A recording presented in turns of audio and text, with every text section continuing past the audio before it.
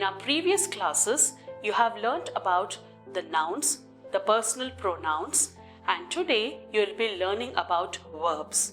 What is a verb? A verb usually describes what a person or any other subject is doing. For example, I go to the school. Go is an action word. She eats her snack. Eat is an action word. They play cricket. Playing is an action word. It can also describe a state. He is sad. They love each other. Verbs are the action words in a sentence that describe what the subject is doing. As you have seen in the above examples, eating, drinking, playing. Along with nouns, verbs are the main part of a sentence or a phrase, telling a story about what is taking place. In fact, without a verb, full thoughts cannot be expressed or properly conveyed.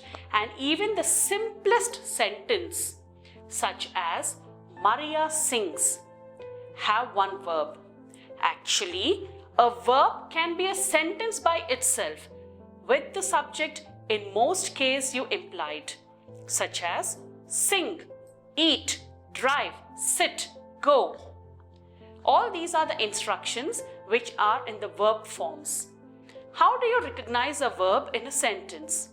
One clue to help you to recognize a verb is its location compared to the subject.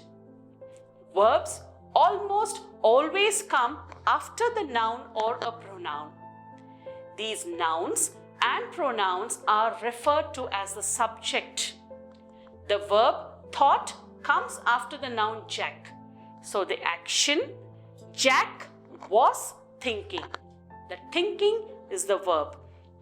Literally, the verb is always the second element or the second idea of a sentence. Let us look at these examples. Mark eats his dinner quickly. Mark isst das Abendessen schnell. So eats, east, these two are the verbs in the sentences. We go to the market. We gehen in den Markt. Go, gehen. These two are the verbs in the sentence. You dance good. Du tanzt gut. Dance and tanzt. These two are the verbs in the sentences. So you have noticed the verbs are coming in position 2 in all these sentences.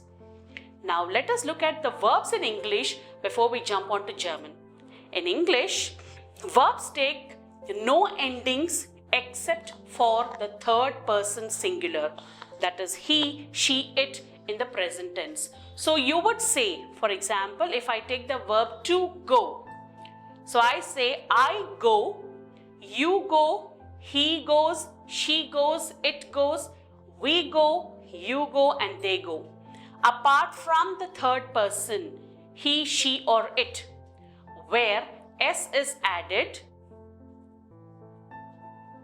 the verb in the sentence is the same form as the infinitive.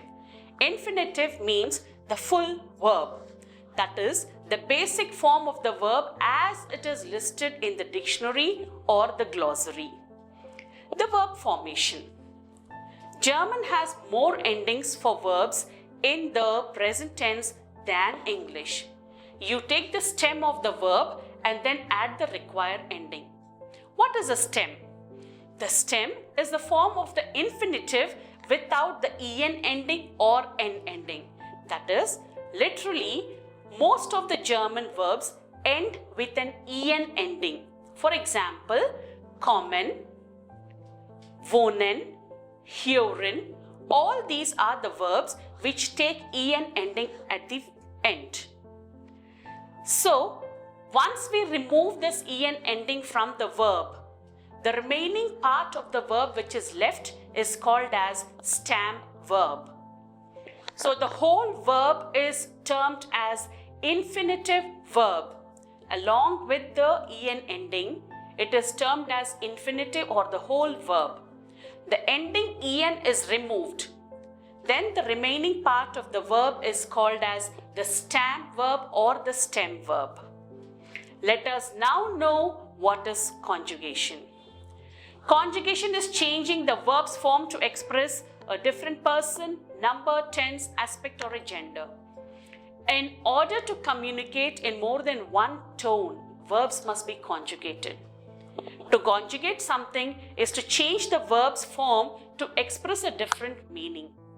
Changing or conjugating a verb means taking it out from its infinitive, that is, the main verb or the base form, and making it fit to the sentence appropriately.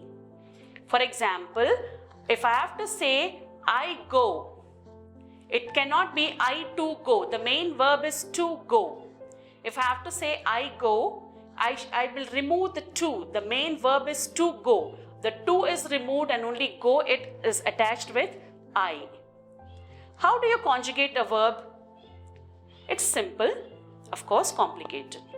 Let's look at one example in English to get an overview of this idea. The verb in infinitive form or the base form is to dance. In simple present conjugation, it sounds I dance, you dance, he dances, she dances, it dances, we dance, they dance. But in German, that's not the case. The stem verb takes defined endings of the personal pronouns to communicate many things. Let's say in Telugu, for example, a boy is coming, and if I say Ama vastunnadu, or I look at a boy and say Adi vastunnadi or Atadu vastunnadi. Now if you look at grammatically, we find these sentences are wrong. But if these sentences are spoken by a foreigner, we pretty well understand that they cannot communicate in our native languages. But we still understand what they're trying to communicate. But however, we should follow the rules to build up the sentences correctly or grammatically in order to learn the language syntaxes. That is, conjugate the verbs as per the endings assigned to the personal pronouns. Now let us take a look at the personal pronouns and their endings in German.